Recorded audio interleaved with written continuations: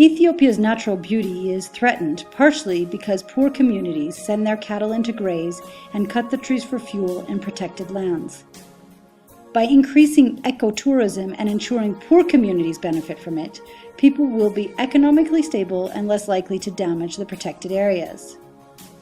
The Ethiopian Sustainable Tourism Alliance, or ESTA, is the leading program linking community tourism and biodiversity conservation with economic growth in Ethiopia. The organization equips and trains local communities so they are prepared to welcome tourists, and informs them about why and how to protect the national parks in order to stimulate tourism. The downside of increased tourism is that people are away from their homes for long periods of time and more likely to engage in risky sexual behavior. This increases their chances of contracting HIV. The program works to prevent new HIV infections and support those who are affected, infected, or vulnerable.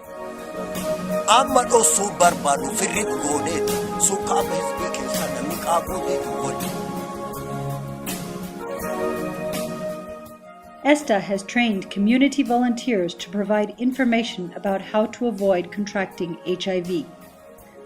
They gather people during traditional coffee ceremonies to talk about the virus. They talk to people one-on-one to discuss more sensitive issues. They work with companies to make sure they have HIV workplace policies in place. And they go into people's homes to find the women and children to talk about the virus. The volunteers assess the situation of each person they meet, provide the appropriate information, and help when they can.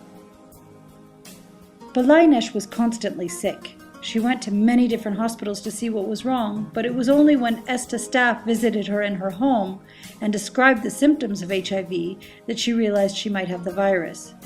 ESTA helped her to get tested and she was found to be positive. The local health center put her on antiretroviral drugs and she is steadily getting better.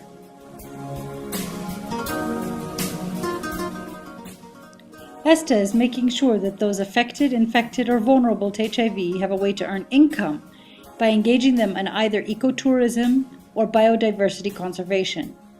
The organization is promoting community-led tourism, expanding and enhancing quality handicrafts made by local artisans, and supporting the creation of conservation-based businesses. 25% of the people selected in the program are affected or infected by HIV.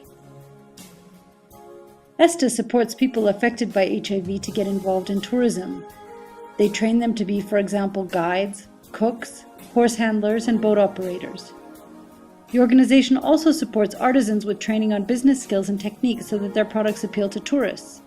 The artisans are then linked with hotels, shops, and markets to make sure that they have regular, steady sales. The organization also supports families to start tree nurseries so that they can sell the seedlings to reforest protected lands, or teaches them to raise livestock in an environmentally friendly way.